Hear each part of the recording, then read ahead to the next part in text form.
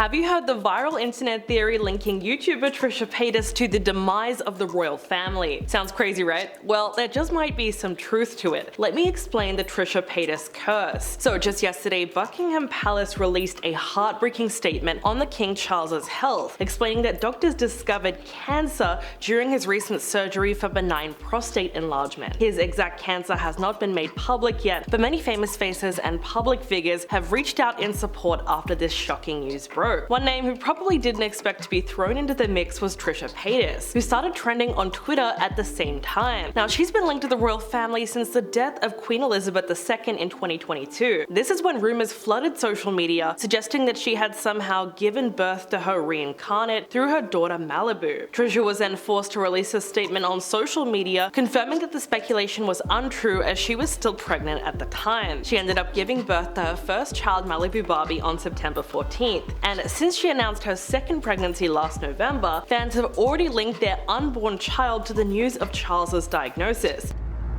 What? Oh. Okay.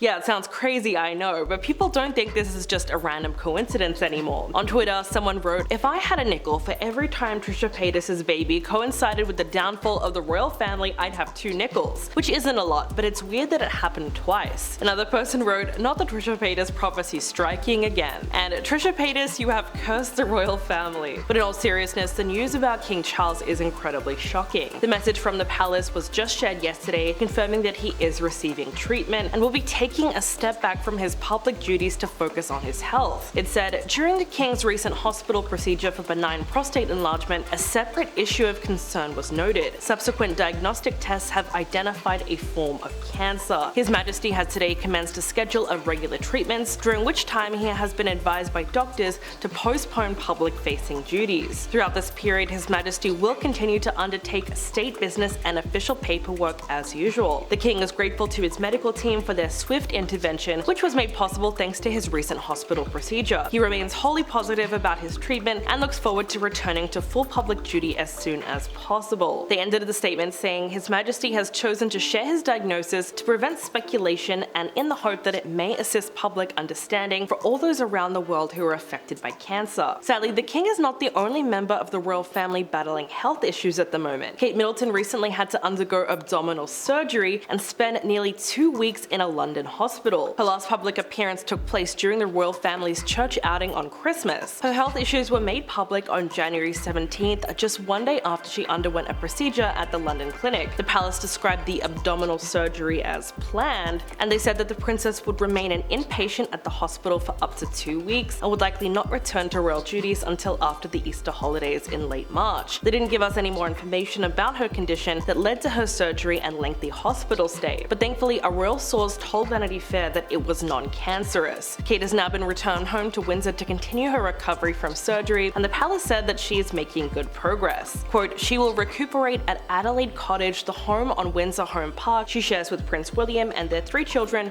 George, Charlotte and Louis." William was photographed visiting his wife 2 days after their surgery, and it was reported that he continued to return to her bedside daily. So how is the royal family reacting to all of this? Well, it was recently revealed that Prince Harry would be returning to the UK in the coming days, all to spend time with his father. According to a statement from the office of Harry and Meghan, he has spoken to Charles about the diagnosis and he will be travelling to the UK to see him very soon. The King had personally called both William and Harry to share the news of his health, as well as his own siblings, Princess Anne, Prince Andrew, and Prince Edward. As we know, Harry has not been back to the UK since he attended the Well Child Awards in London in September, and even then the tensions with his family were still at an all-time high, because we know that he did not spend time with his father or his brother on that visit. More recently, he travelled to the UK to attend libel cases involving UK newspapers, and in his court testimony, he once again brought up his relationship with William and Charles. He revealed that the King had stopped taking his calls when he was trying to discuss stepping down as a working royal. Harry also said that Charles had pleaded with his sons, saying, "Please boys, don't make my final years a misery." This was after the funeral of the King's father, Prince Philip. Now you might remember that Harry sued news group newspapers last year for multiple unlawful acts committed from the mid-90s until 2016. In court documents, he alleged that his brother William received a very large sum of money from News Group in 2020 as part of a settlement in a phone hacking lawsuit. In his witness statement, he wrote, "My brother appeared to know an awful lot more about me on the subject of phone hacking, although he did not tell me if that was the case." However, News Group still settled his claim for a huge sum of money in 2020 without subjecting him to a similar strikeout application, without any of the public being told, and seemingly with some favorable deal in return for him going quietly, so to speak. Now, some people asked Harry why he didn't go through with this lawsuit sooner. Well, he said that Charles basically blocked any legal action he wanted to take against the tabloids about phone hacking, and he thinks this was all a part of some bigger plan to fix his image. He wrote, "Charles and Camilla had a specific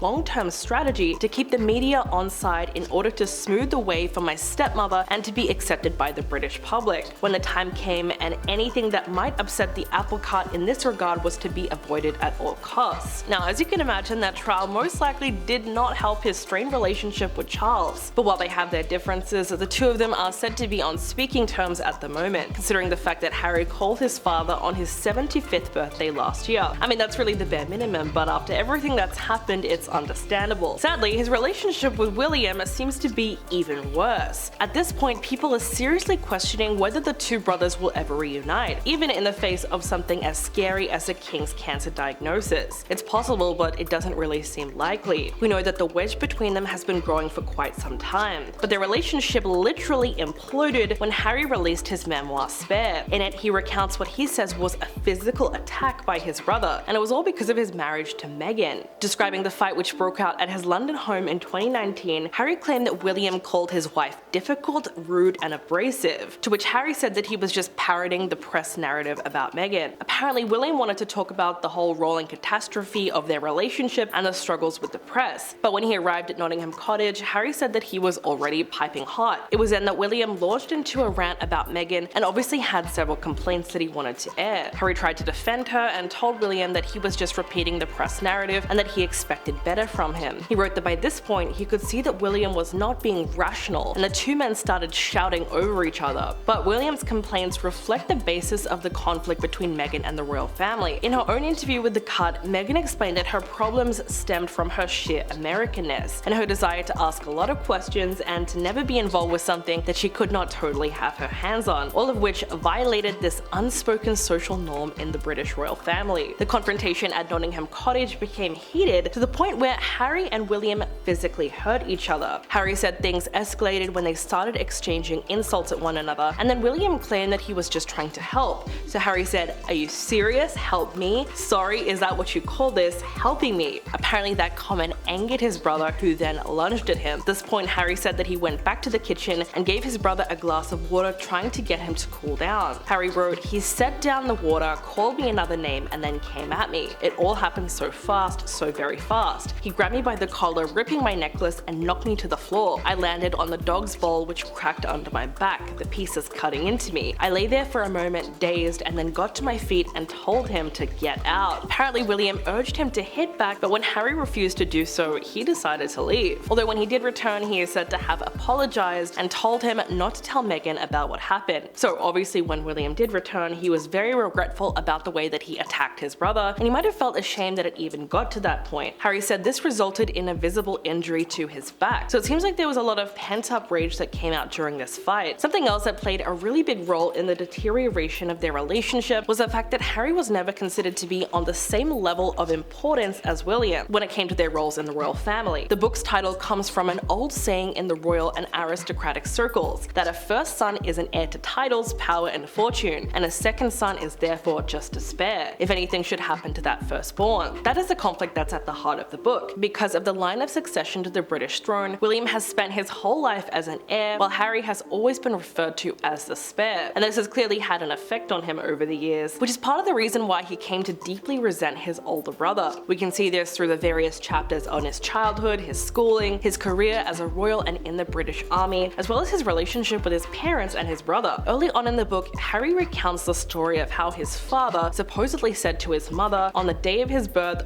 "Wonderful, now you've given me an heir and a spare, my work is done." Overall, there's no telling how this kind of thinking would have shaped Harry's life as we know it, considering sharing the fact that he always wanted to break out on his own and become something other than just the backup brother. The fact that Harry has been so outspoken about the private details of his relationship with William just goes to show you how far their rift has gone, to the point where it's basically irreparable. During his interview with Anderson Cooper last year, he explained why he felt compelled to speak publicly about life within the royal family. Harry said, "Every single time I tried to speak privately, there had been briefings and leaking and planting of stories against me and my wife. You know, the family motto is never complain, never explain, but it's just a motto. They will feed or have a conversation with the correspondent, and that correspondent will literally be spoon-fed information and write the story." Harry went on to say, "So when we're being told for the last 6 years, we can't put out a statement to protect you, but you do it for other members of the family, there has become a point where silence is betrayal." And that clearly sums up why the rift between the brothers is so deep. When you use a word like betrayal, it's no wonder they're still not speaking to each other. So what do you think about their relationship? Will they ever mend things between them? Let me know in the comments below, and I'll catch you guys in the next video.